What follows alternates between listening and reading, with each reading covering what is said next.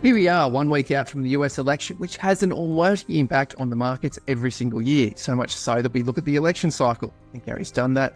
And he looks at all the other factors that he normally does to understand what the indices are doing. The US, the Australian, and then how that trickles down to market opportunities. That's where we really dig down into the details on the individual trades and try to see which setups Gary's looking at for the client portfolios. With that lead in, Gary, we're 1 week out. How are you on this morning? Yeah, I'm pretty good. Yeah, you're good? You're excited? You're excited about the US election? Not necessarily, but I'm hoping the market does something similar to what it did last time Trump got elected. So, and the funny thing is that's actually that what actually happened with how the markets reacted to Trump is actually how they often react to any new president as well. So. You can't, you often get a little bit of maybe a little bit of softness or a little bit of a consolidation into the election, and then oftentimes markets can rally, out of those US election there. We saw last time when Trump got elected that the market, got scared for about half an hour, and the market just absolutely ripped, really rallied pretty hard and kicked on pretty hard after that. So, but that actually is, that's quite the norm, that sort of setup. So, I know everyone's probably surprised by that, but if you go back and study the how markets trade into the US election, that's often how they do trade. They often sort of weaken off, and then once you've got the certainty, whether that's good, bad, or indifferent, uncertainty out of the way, then the markets sort of tend to move here. So even the 60-year sort of ran it up into like the 20th November. So maybe, even though the market feels like it's extended here, possibly it can extend a bit further, Chris. So we've still got that fairly robust market there. So I just can't sort of see. The Nasdaq now gone the new highs, so they're all three indices are now done the new highs. So it's still. Even though it's a bit of a grind here, they're still pushing up here. So lots of those bigger stocks there in the US market. I've had some pretty big moves. A big move last week in Tesla.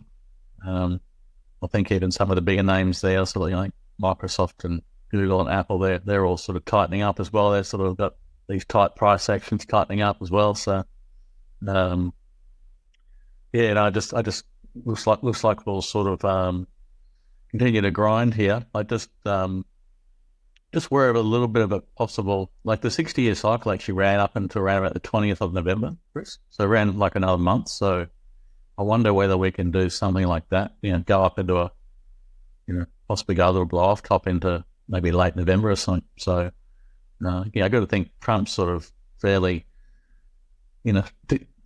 deregulation sort of, so pretty market friendly, you'd think. Obviously going to be some sectors which might, come at it differently, but generally speaking there, he's pro sort of deregulation, which is, good for markets normally. Well, good for markets, hopefully powers on up.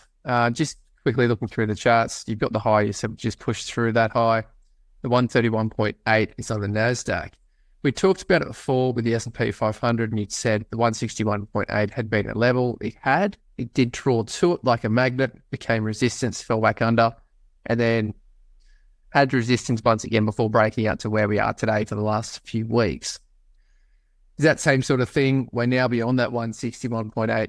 I understand that you've just talked about the US election and what normally happens. We could move into sort of that 20th of November sort of target area, but this price action on the S&P is probably what you'd expect more, sort of it's obviously been pretty robust there, but maybe you have a little bit of a sideways consolidation into that election there. So we obviously get a negative week last week, but still stayed off its lows.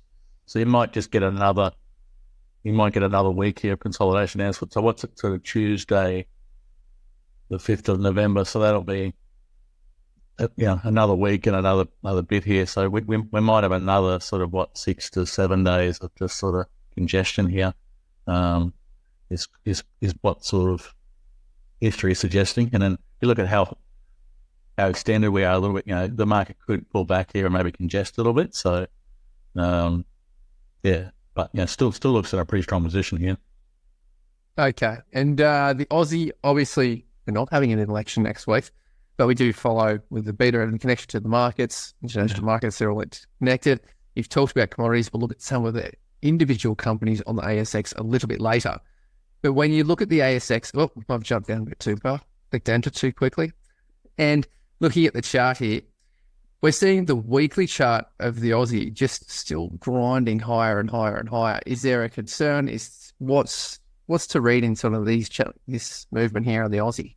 Yeah, it's sort of messy and choppy there. The thing you'll see there is most of those down weeks, Chris, if you look at them closely, you'll see that the volume's a bit lighter. So you saw, that looked like a bit of a negative week last week. The volume was actually lighter than the previous week on the up. So we're definitely seeing, if the market does have any sort of pullbacks, we're seeing actually sort of volume pick up. So, there's clear sort of size buying the dip on our market. So, and we have seen rotation as well. We're definitely seeing, some sectors pretty hot here, and then sort of cool off here. So, we saw the banks pull back previously, but now they've gone back to the highs. But then we saw resources rally when the banks came off, and then they've now pulled back down the bottom of the range as well. So, I think some of those resource names look like they've sort of retreated, come back to the bottom of these sort of ranges there. So they potentially might be able to move there. So you'll just see some sectors that are, we have seen rotation so far, which is really healthy. So we haven't seen everything run up at the same time. We're definitely seeing some pretty healthy signs of rotation for the market there. So that leads me to think we're sort of can push on a bit higher here. So look, there's quite a few stocks that look pretty expensive. Don't get me wrong here, but some of those stocks that look expensive for a while here, and they still kept sort of grinding. So I feel like the market might just want to just run a little bit further here. I don't know if we can get to 10,000, but maybe we can get to 8.8 or 8.6 or something like that. Who knows? So, yeah. Okay, well, that's something to look forward to on the Aussie, obviously dependent upon what the individual sectors and constituents do, and there's that rotation happening. The Dow Jones has less ability to have that rotation with a smaller group, 30-odd companies, obviously backed by the movement that we've just seen on the NASDAQ and the S&P 500. The broader indices indicate there's still that strength and what you just talked about in the US election. Is there anything different on the Dow Jones that you're seeing in the charts? No, look, it had that sort of heavier looking week down here, but the trend's still very, very strong here, very robust. So, still, holding in a pretty strong position. And if anything, those trend lines are ascending. So I just, that's still, I still think the risk is to the upside pop here, not, I know there's plenty of people out there, that have been bearish there, but it's the same people that have been bearish for the last 12 months, Chris. So, So until we sort of see everyone get really, turn super bullish or in unison, which, maybe we're 4 weeks away from or 6 weeks away from, I'm not sure. But, just this market seems to be sort of, to me, it's really sort of winding up here. And coming to the US election as well, just markets tend to sort of rally, generally out of those things fairly firmly. So, you just got to put that in context as well here. Nice. Well, then it's a good opportunity to look within the layers of the Aussie market. Liontown Resources, this has been a favourite, particularly for retail lithium traders who really jumped on board this and traded it throughout 2020, 2021 and so on. And I know you and I have looked at the charts and the VCPs that it's created throughout those periods. But here we are, we're looking at it, it's definitely fallen to 320. We know what the lithium price has done, it's fallen off a cliff as well. So that shows in the share price on this weekly chart. We're way down. So we're in this area here. You've got sort of a bit of a wedge or a triangle of some sort. A little bit of a descending wedge there. I guess what's sort of catching the eye there is probably more that volume down at the low there. There's pretty heavy volumes down there. And then we're seeing, as much as the lithium price has been, it's been a pretty heavy downtrend there. We have seen a little bit of activity in some of lithium stocks. Obviously, we've seen Rio take over all the stocks there. We've seen quite a few of them go into maintenance mode, which is that's all the sort of classic things you're looking for, really. So yeah, I think this, I don't think it's going to go straight up here. This thing, I think they'll probably have to build here, but it has sort of come out of that little wedge there on the daily. We've sort of got a few, got about 3 or 4 high lows building on the shorter term frame. And we just have come out of a little bit of a sideways congestion the last couple of days on some good volume as well. So there's just some positive sort of signs there. I think if it sort of can close above 90 cents there, that'll be a good sign for the stock here. That'll be, that'll have it at a closing at a new high here. So the last 5-6 weeks. So yeah, I just think it's sort of looking more constructive there.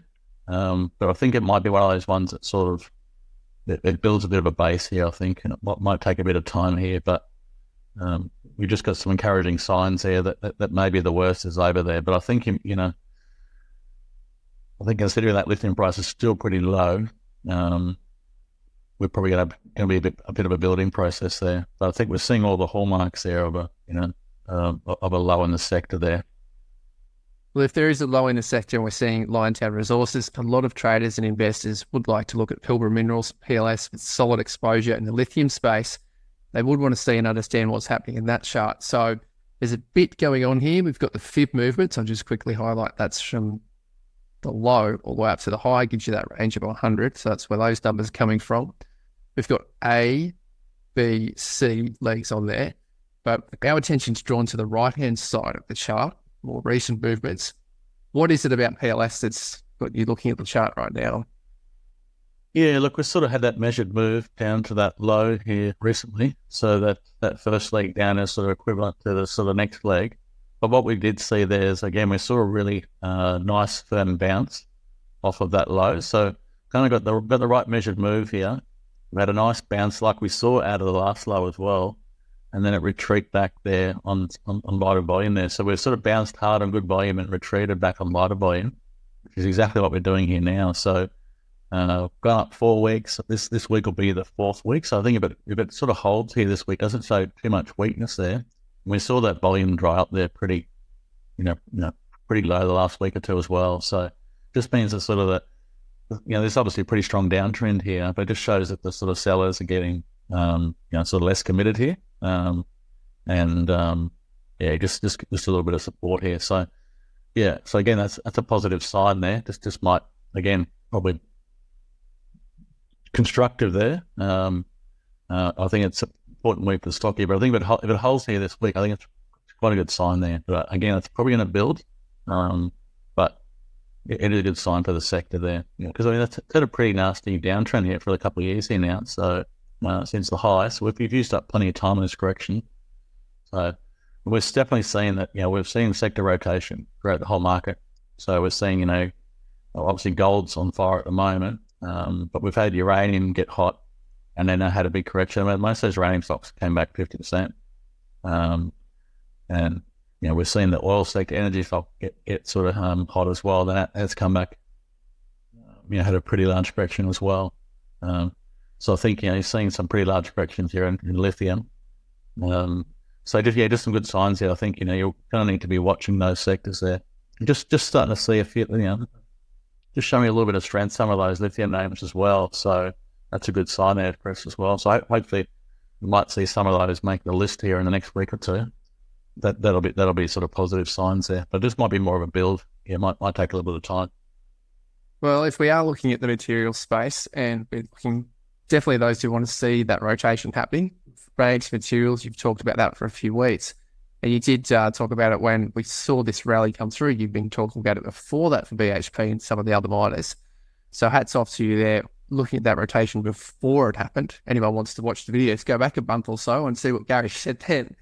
But the BHP chart that you got in front of us, this is the weekly. So similar to the other charts that we've just seen. Yeah. We've had that rally. You've talked about the rotation. We had 1, 2, 3 solid weeks up, and then we're now 4 weeks down. But, well, last week was pretty tight in comparison to the other ones dropping, and also the 3-4 weeks prior.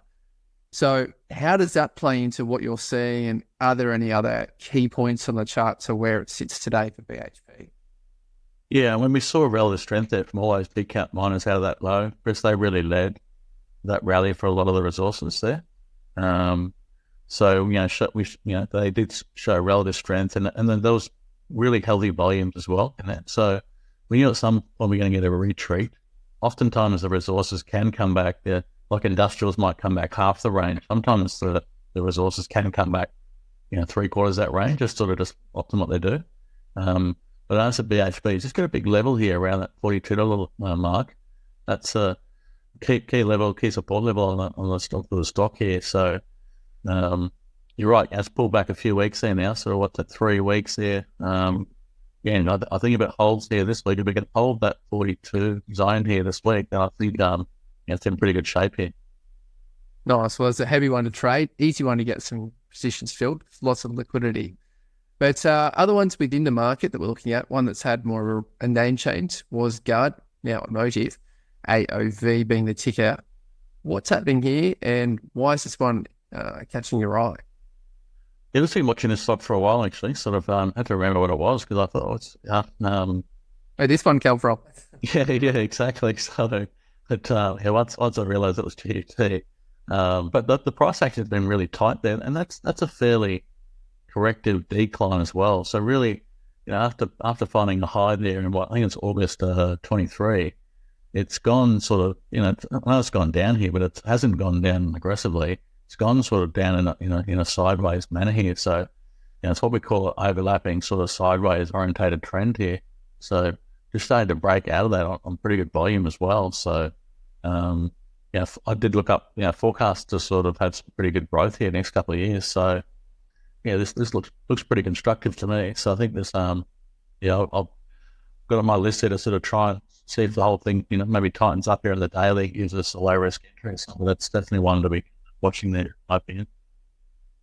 All right. Well, there's GUD, the old GUD, now AOV, and it's really tight consolidation, particularly with what we've seen in the market. So really coiling up there. That can be a good move, especially on that weekly. Hansen Technology, going to a completely different part of the market. So software group, Hansen Technology. This has been a similar sort of pattern that we've seen with you show us in the charts before, sort of that tightening and then really tightening up down the bottom here, much smaller ranges, along with a few wider weeks. But that volume seems to be sort of average or higher than what we'd seen sort of for the months into it. So how important is that change of gears of lower volume to higher volume in this part of the chart? Yeah, look, it's sort of similar in some regards. I've accepted the fact that it's sort of gone to a new low, but it's been a pretty time-consuming, sort of consolidation there. That sort of, you might sort of describe as a bit of a descending wedge there, but just the whole thing sort of did tighten up and has now sort of broken out of that range here. So this looks pretty constructive as well. I'll see forecast earnings again, even probably stronger for this one. I think it's probably sort of 30 to 40% growth expected the next couple of years. So it is forecast to grow pretty strongly. So just one to sort of keep an eye on there. It's come out of the range quite further. There's some pretty good volume on the dailies and breaking out of that sort of pattern there. And it stayed pretty tight on the retreat press as well and pushed higher here. So I think this is one to sort of keep an eye on there. Has had a nice move here. Probably just going to drill into the daily here and maybe hope for a little bit of a sideways consolidation, a little VCP or something like that, just to sort of maybe give us a safer entry there. But I think this is definitely a solid company here with some pretty solid growth. And then we've got price action pretty positive as well. So again, just got to look closer here for possible entry here maybe in the coming weeks. So just a couple of stocks that are on my radar here. Maybe we'll get a little retreat into the US election there, and maybe the whole thing tightens up and gives us something to look at there. But that's the hope there. Nice. Well, just a final point on the US election. I'm going to throw you on the spot with this, but you've talked about the indices. You've talked about what to expect from the US election cycle, that 4-year presidential cycle. You've talked about the 60-year charts and what that can imply. But we're a week out. To save the questions that may come through, do you trade into this, particularly into the US election, or you'll wait for the actual announcement to come through for the market to show its cards and then reposition your portfolio and take the positions? You've already got a short list of what you want to look at, but you'll see those things be triggered first, or are you trading before the announcement? Yeah, no, that's a good question, man. Yeah, look, I think you just got to trade what's in front of you here. Like, I mean, and look, if the US election's really tight, Chris, it could take days to work out as well. So I think you just got to, just trade what's in front of you there. I like not trading here. I still got a few positions on at the moment, which I like. But, I'm maybe slightly lighter on. But I think, I think this, hopefully there's some good opportunities we'll sort of set up here in the next sort of maybe 6 to 8 trading days there. Because the market's had a pretty good run here, the market. Definitely feels like it's getting a little bit duller, though you are seeing some stocks there jump around here. I've seen some of the gold stocks are off 10 or 12%, and then they're up 6% next day. So there's a bit of volatility around some of those stocks there. So, still feel like there's still a few opportunities out there, but it feels like the market has sort of just gone into a little bit of hibernation here, pre-election there. So, just mightn't see too much price action here for the next 5 to 8 days here. Right. Well, we'll check back with you later in the week for the top 30 momentum companies and their launchpad leaders, as well as what's going to happen next Tuesday. It should be so close that you'll be able to tell us what's been happening in the market right into the eve of the election. Thank you very much, Gary Glover from Novus Capital. Thanks, Chris. Put on the right-hand side there what Gary looked at on Friday, which is the top 30 momentum leaders and the launchpad companies, as well as the themes and thematics that he's seen driving the market.